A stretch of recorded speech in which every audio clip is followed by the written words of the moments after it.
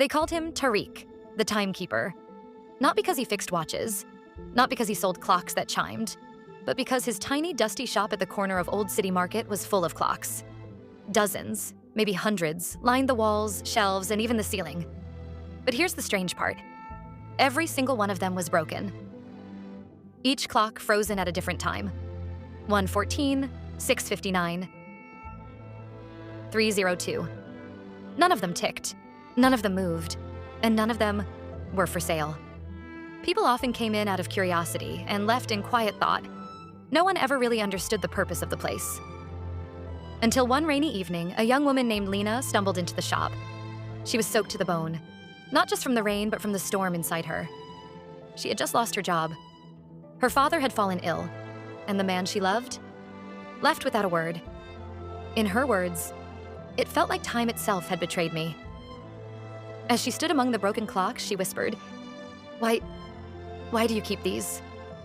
Tariq, now an old man with silver hair and kind eyes, looked up from his corner. He didn't answer immediately. Instead, he gestured toward a large wooden clock on the wall. Its hands stopped at 4:17. "This one," he said softly, stopped the moment a young boy came in crying. He had failed his school exams. He thought it was the end of his future. Sat right there on that stool, stared at this clock for hours. Years later, he came back as a published author. He turned and pointed to a tiny gold pocket watch, frozen at 11:23. That belonged to a woman who lost her husband. She wandered in here numb. That was 5 years ago. Today, she runs an orphanage for children who've lost everything. Lena looked around. Suddenly, the clocks didn't feel so broken. They felt alive, like they were holding stories. "So I keep them all?" she asked. Tariq smiled, because every clock in the shop stopped at the very moment someone thought their life was over. He paused, then added, "But those people, they kept going."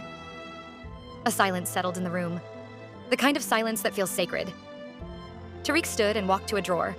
He pulled out a small, simple wristwatch, still ticking. He handed it to her. "This one's for you." She blinked. "But it works?" "Exactly," he said, "because your time hasn't stopped. You just needed a place to remember that." Lena held the ticking watch in her palm, its soft rhythm echoing in the quiet shop.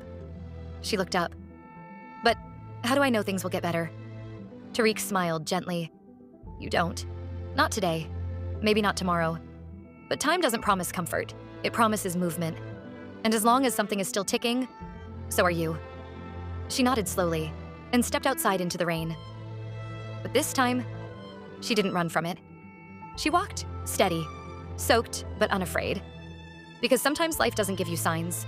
It gives you silence. And a second chance, disguised as a broken clock. You may feel stuck, lost, left behind. But even broken clocks once marked the hour someone decided to begin again. So what if today is yours?